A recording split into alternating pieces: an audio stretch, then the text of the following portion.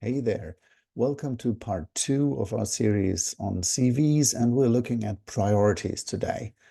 There is an excellent research by Turngren just published, and among other aspects, they had recruiters looking at a bunch of fake CVs with different nationalities, different gender, different form of qualification, and they analyzed what those recruiters actually discussed about when they tried to find common ground on whom to employ and whom not.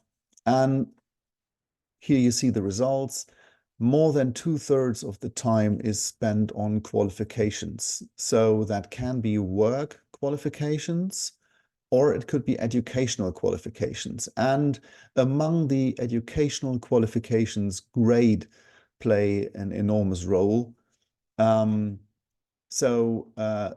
those other aspects, being a good team player and all these, values, social skills that you self-declare, they are a relatively minor aspect. Yeah? And the blue box down there is on diversity in the workplace.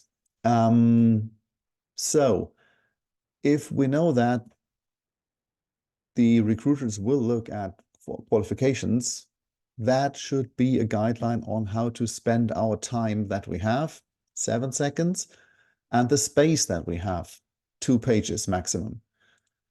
Now, how did Anthony use his space? I took the time and analyzed the CV according to the main fields: work, degrees, skills, extracurricular, and awards. Well, the good news is Anthony has spent a lot of space on work.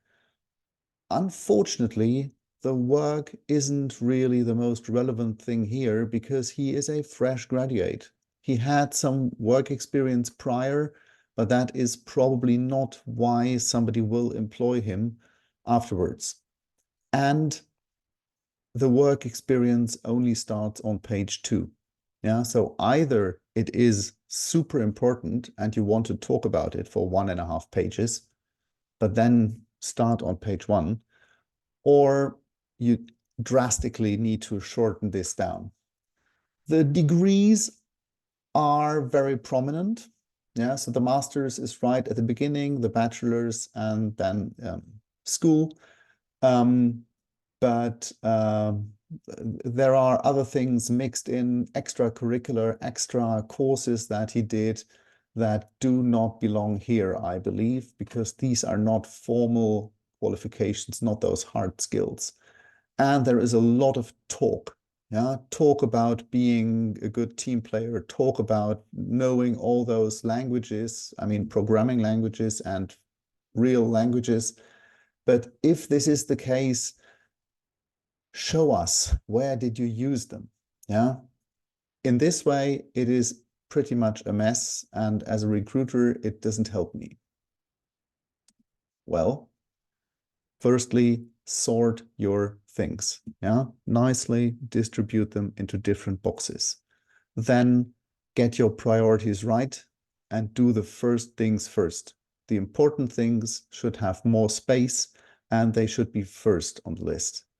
And then show, not tell. You know that probably from writing an essay, but the same goes for your CV.